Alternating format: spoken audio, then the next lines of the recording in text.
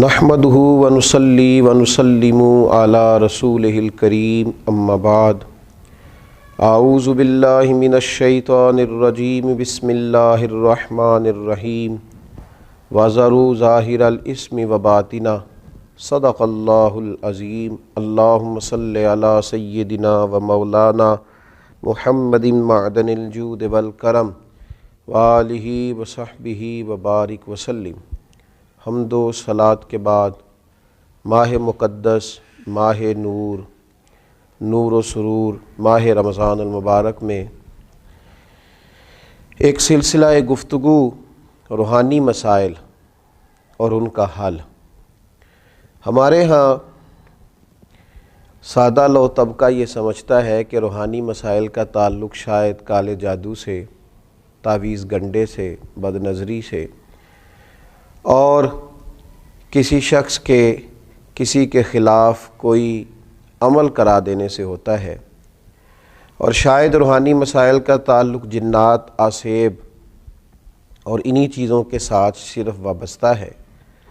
حالانکہ ہمارے جو روحانی مسائل ہیں انہوں نے تو ہمارے سارے ظاہری مسائل کو بھی بگاڑ دیا ہے۔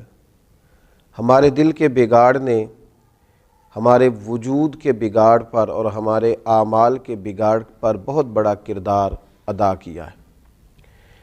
یہ روحانی مسائل کیا ہیں؟ یہ روحانی مسائل دراصل باطنی مسائل ہیں۔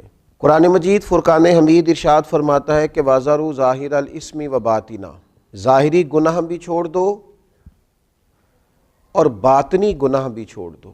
صاحب تفسیر ساوی اس کی تفسیر کرتے ہوئے فرماتے ہیں کہ ظاہری گناہ تو انسان کے یہ ہے نا، جیسے معاذ اللہ کسی نے قتل کر دیا، ڈاکہ ڈال دیا، بددیانتی کر لی، خیانت کر لی، اور باطنی گناہ یہ ہے کہ اس نے حسد کیا، تکبر کیا، بغض رکھا، بدگمانی کی، برا سوچا، اپنے دل کے اندر اس نے کینہ پروری کی۔ یہ سب وہ باطنی گناہ ہیں جو انسان کے دل کو بگاڑ دیتے ہیں، اس کے باطن کو میلا کچیلا گدلا کر دیتے ہیں۔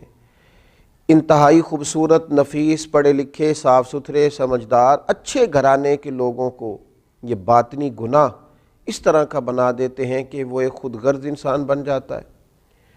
اس کا رویہ انسانوں کے حق میں انتہائی بد اخلاقی کا ہو جاتا ہے۔ یہ جو باطنی گناہ ہیں، یہ جو باطن کے میل کچیل ہیں، حضرت سیدنا امام غزالی رحمۃ اللہ علیہ فرمایا کرتے تھے ظاہری اعمال کا باطنی اوصاف کے ساتھ خاص تعلق ہے۔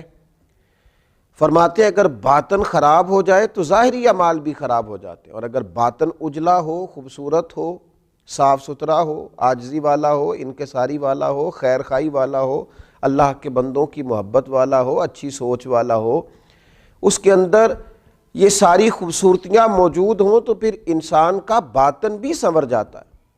ہمارے دلوں کے اندر بعض ایسی چیزیں ہوتی ہیں جو ہمارے لیے انتہائی خطرناک ہوتی ہیں۔ حسد کا سادہ معنی جو ہمارے ہاں کیا جاتا ہے وہ جلنا ہے۔ تو مجھے بتائیے جو آدمی جل رہا ہوگا وہ سکون کیسے پائے گا؟ بغض کا معنی دل پر کسی کے لیے بوجھ رکھنا بھی کیا جاتا ہے۔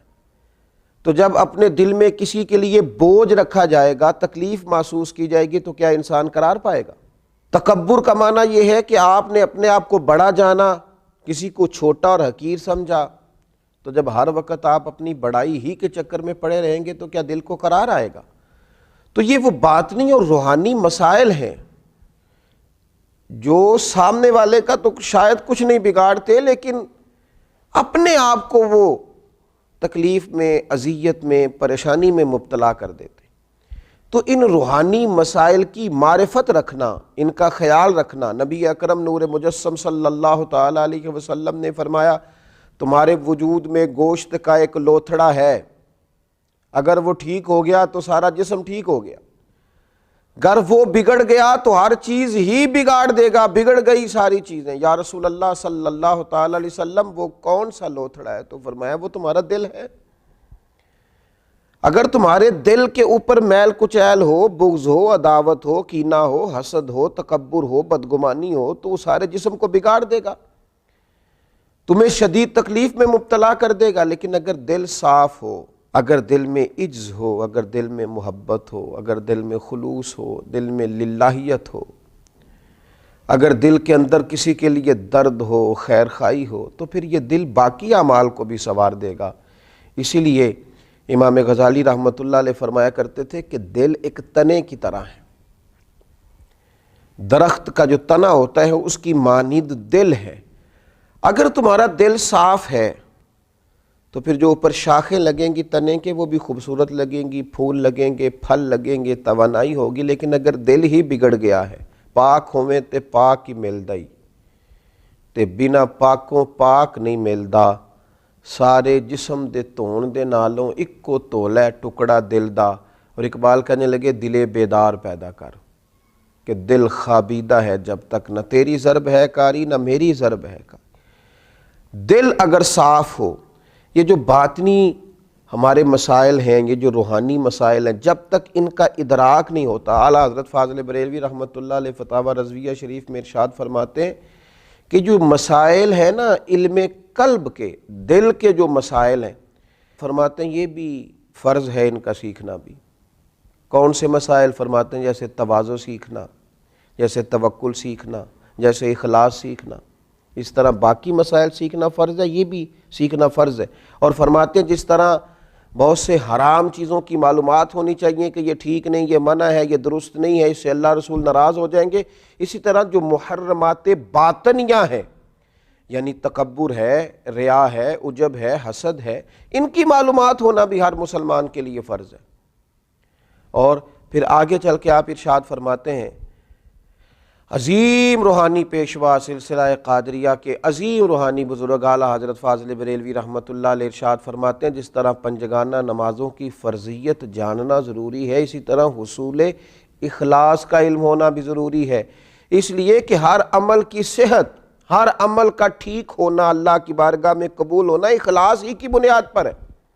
اگر اخلاص کی معلومات ہی نہ ہوں گی تو یہ وہ روحانی مسئلہ ہے، یہ وہ روحانی مسئلہ ہے جو تمام اعمال کو ضائع کر دے گا، اکارت ہو جائے گی کی ہوئی ہر ایک نیکی۔ پھر آپ ارشاد فرماتے ہیں جس طرح حلال و حرام کا علم ہونا ضروری ہے، اسی طرح ریاکاری کا پتہ ہونا بھی ضروری ہے۔ فرماتے ہیں بڑے بڑے عابد ہیں، بڑی بڑی بہترین عبادت ہے، پر اپنے دکھاوے کی وجہ سے، ریاکاری کی وجہ سے اس عبادت کو ضائع کر لیتے ہیں۔ اعلیٰ حضرت فاضل بریلوی رحمۃ اللہ علیہ فرماتے ہیں جس طرح ظاہری اعمال، ان کے فرائض، سنن، واجبات کا جاننا ضروری ہے، اسی طرح انسان کے لیے خود بینی اور حسد کے مسائل کا جاننا بھی ضروری ہے، اس لیے کہ حسد تو اعمال کو کھا جاتا ہے جس طرح لکڑیاں کھا جاتی ہیں۔ یہ جو روحانی مسائل ہیں، یہ جو اندر پنپ رہے ہوتے ہیں، اور امام غزالی رحمۃ اللہ علیہ فرماتے ہیں اس میں تخصیص نہیں کہ یہ تکبر، حسد، بغض، عداوت صرف جہلاء میں ہوتا ہے، کہتے ہیں یہ پڑھے لکھے لوگوں میں بھی ہوتا ہے۔ اس میں تخصیص نہیں کہ یہ صرف غریبوں میں ہوتا ہے، یہ امیروں میں بھی ہوتا ہے، یہ صرف نادانوں میں نہیں ہوتا، سمجھدار لوگوں میں بھی ہوتا ہے۔ ان اعمال کا جاننا، ان کا حساب کرنا، یہ بڑا روحانی موسم ہے رمضان المبارک کا۔ اس مقدس موسم کے اندر جہاں ہم اپنے ظاہری اعمال پر توجہ دیں گے، جس طرح ہم اپنے نماز کو ٹھیک کریں گے، وضو کو ٹھیک کریں گے، جس طرح زکوٰۃ ادا کی جائے گی، اسی طرح روزہ ایک باطنی عمل ہے جو اللہ اور بندے کے درمیان راز ہے۔ تو روزے کے باطنی عمل کے ساتھ ساتھ ہم اپنے باقی اعمال پر بھی توجہ کریں کہ ہمارا دل کہیں حسد کا شکار تو نہیں، بغض کا شکار تو نہیں، عداوت کا شکار تو نہیں، بدگمانی کا شکار تو نہیں، عجب کا شکار تو نہیں۔ اگر دل کے اندر یہ ساری بیماریاں ہوں گی تو یاد رکھیے گا سارے اعمال کے باوجود، ساری نیکیوں کے باوجود انسان نہ قرار پا سکے گا، نہ وہ نیکیاں اللہ کے حضور قبول ہوں گی، نہ اسے کوئی فائدہ ہوگا۔ اپنے ان روحانی مسائل کے حل کے لیے سب سے پہلے کوشش کی جائے، اپنے باطن سے ان قدورتوں کو، ان بیماریوں کو، ان چیزوں کو سب سے پہلے نکالا جائے۔